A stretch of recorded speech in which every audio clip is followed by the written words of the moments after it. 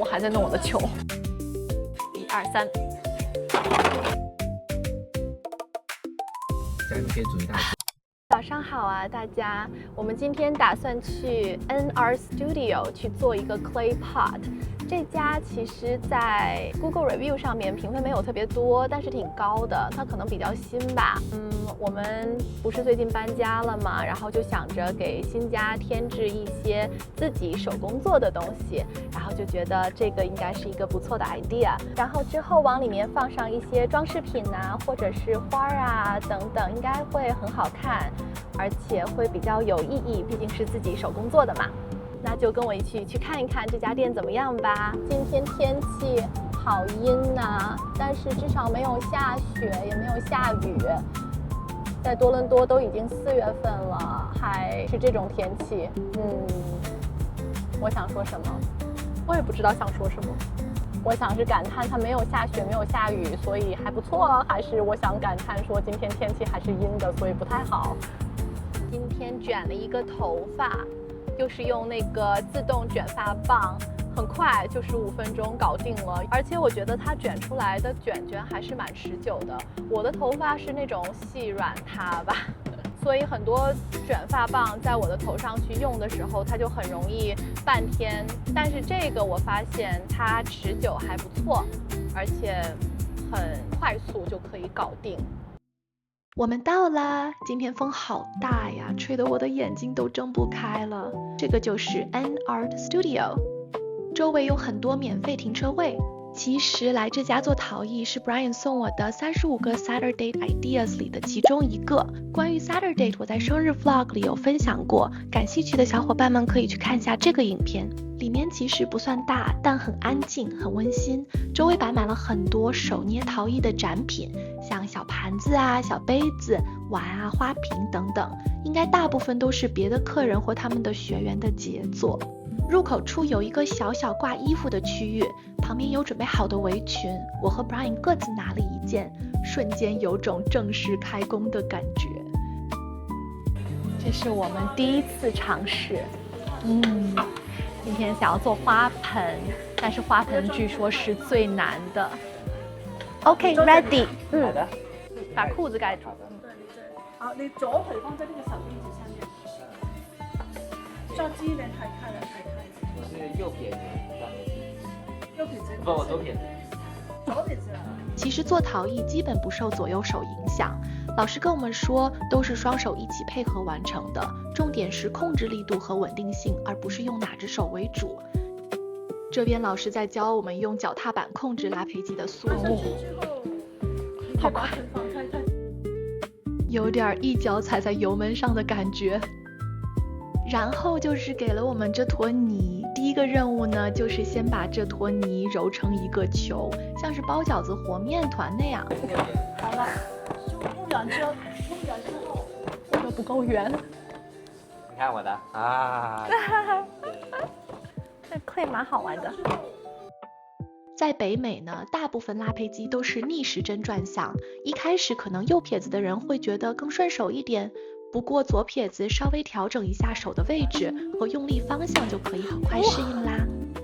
我还在继续让它变圆过程当中，我这个学生有一点落队。Brian 已经进行到下一步了，就是用很大力把这个球拍到拉胚机的转盘的中心位置，帮助固定。这一步看似容易，但其实想拍到正中心还是有点难度的。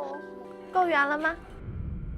而且至关重要，是为了后面的拉胚打好基础。在拍上去之前呢，还会在转盘和泥的接触面擦一点水，让泥更容易贴合转盘，帮助它在高速运转时更稳定，不容易滑动或偏移。手上要先沾上水，而且过程中要保持是湿的状态，这样可以减少摩擦。然后要用手掌心轻轻地包住这团泥，手臂呢固定在腿上，从侧面慢慢的发力，把它往中心位置推稳，要慢慢的去感受那个力道，主要是要用掌心去带动，而不是硬压，千万不能用力过猛，不然你有可能会被直接推飞。这边推的时候呢，要用大概45度的角度，轻轻的往前推，它要变成个尖儿了。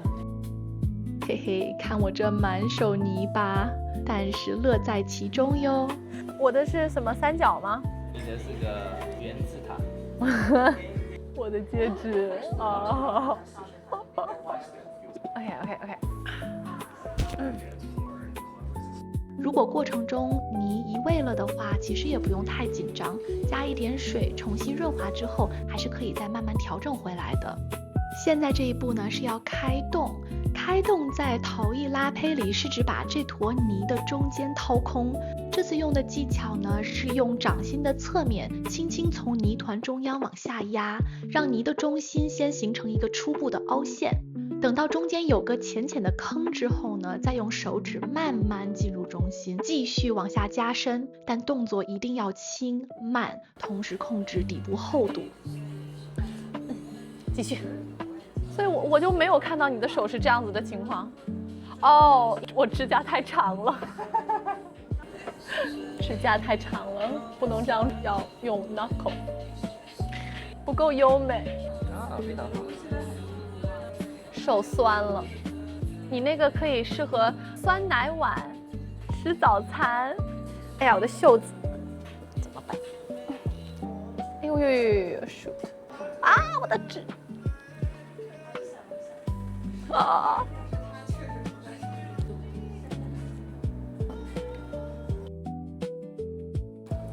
拥抱一下，不要压它，等它在你的手中间转一回。这一步叫拉高，决定杯子最终的高度。所以这个海绵在这里，然后这个手在这里，然后我就要去把它给这个放这里，然后这个大拇指按住这里。我感觉我的每一个神经、细胞、肌肉，它们都在用力。接下来再用手指和海绵的辅助，一点点向外扩，把这个小孔慢慢扩大成均匀的圆柱体空间。这就是我们杯子的理念啦。这个过程要非常有耐心，控制力道，力度太大会弄得太薄，并且可能会戳穿，那就前功尽弃了。你的杯子看起来像个杯子，我的杯子看起来。我的杯子大功告成啦！最后一步就是用钢丝线进行切胚，将杯底与转盘分离。好，谢谢老师。选一个小太太，我就在上面写个名字吗？哦，你的杯子好漂亮，有点像那个 Indigo 会卖的那种。他说我的好看，他能说不好看吗？好看是好看。经过了1个小时的努力，这就是我们目前的成品。我们现在要做第2样东西，就是要做我们的花瓶。那这个比较难。OK，I am ready。先把它弄一个圈。我们要做的花瓶，它做高的，我做矮的。哎呦，不错呀！哇，好慢啊，我还在弄我的球。它已经渐渐的变得越来越圆了，其实不太圆。哎呀，1、2、3，1、2、3，1、2、3，哎呦，好偏了，太偏了，拿起来。啊，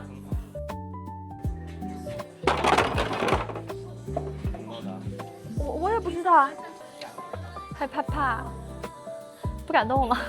刚才应该是水不够，而且中间我又把它拿起来重新拍位置，所以没粘住。老师很 nice， 帮我又多加了水，重新固定好。NART Studio 提供不同的陶艺体验 package， 包括手拉胚 hand building， 就是纯粹用手去捏，还有 wheel throwing， 就是你们看到的用陶轮和拉胚机制作。他们还有很多课程，网站上可以查询详情。我们的 wheel throwing package 包括2个小时的制作时间，3件陶艺和后期的2个小时上色时间，每个人90刀。上色那部分是1到2周之后才可以去完成。现在要把它拉高了，这一步比较难。声明一下哟，这个视频不是合作，纯粹是我们自己的体验分享。我们到的时候里面其实很空，只有另外2位客人正在做陶艺，不过下午会忙很多，还是建议要提前打电话预约。当天教我们的老师真的非常有耐心，他真的是一步一步手把手的教。其实我最近压力还蛮大的，感觉有很多做不完的事情，但做陶艺的过程意外的很培养耐心和专注力，可以让人静下来，只去关注手里的这一件事。至少在做够陶艺的那几个小时里，我没有去想其他的杂事，纯粹很享受这个过程。在这个全新的体验里，既学习到了，也算是放松了吧。第3个碗也做好了，后续它们会被风干，再用高温去烤，然后我们1周后再回去上色。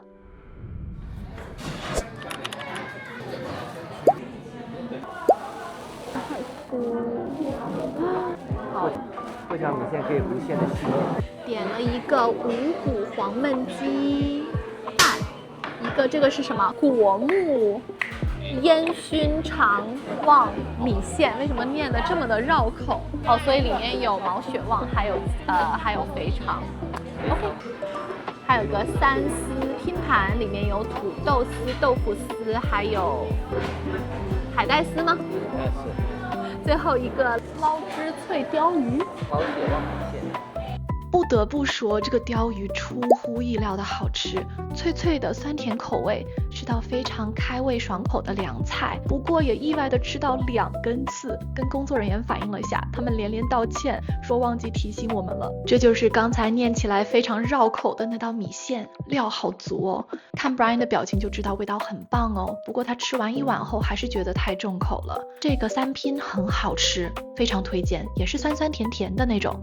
哇，热气腾腾的感觉好棒！我的黄焖鸡米饭终于来了，这个好香啊，超级下饭，并且并不过咸。Brian 总结了3点，决定我们会不会想再回访一家餐厅。第一呢，就是第一口吃下去的时候有没有被惊艳到；第2是在吃的过程中整体体验如何；第3就是吃完之后身体会不会有负担感，比如说太咸呐、太油腻、肚子不舒服等等。还有那个满足感能不能持续。如果这3点都 check 的话，那基本上就会想再回来吃。我们俩对这家的评价是黄焖鸡米饭、木耳鲷鱼还有3拼，这3道都成功 check。不过 Brian 觉得他的米线吃到后面有点口重偏腻，所以应该不会再点了。总体来说呢，这次体验还是很不错的哟。我现在在剪这段的时候居然在咽口水。最后他们还送了冰淇淋，简直不要太满足。我太渴了。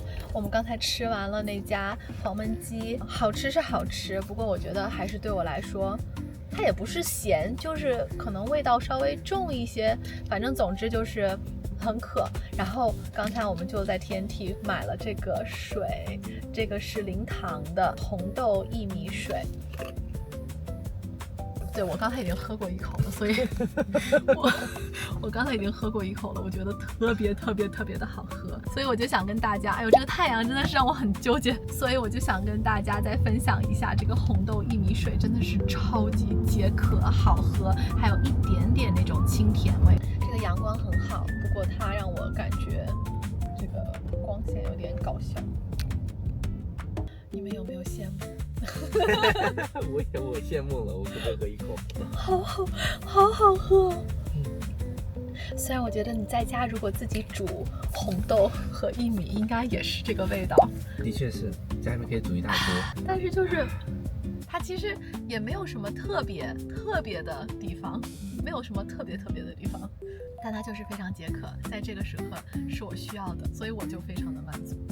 那今天的分享就先到这里啦，我们下次再见哦，拜拜。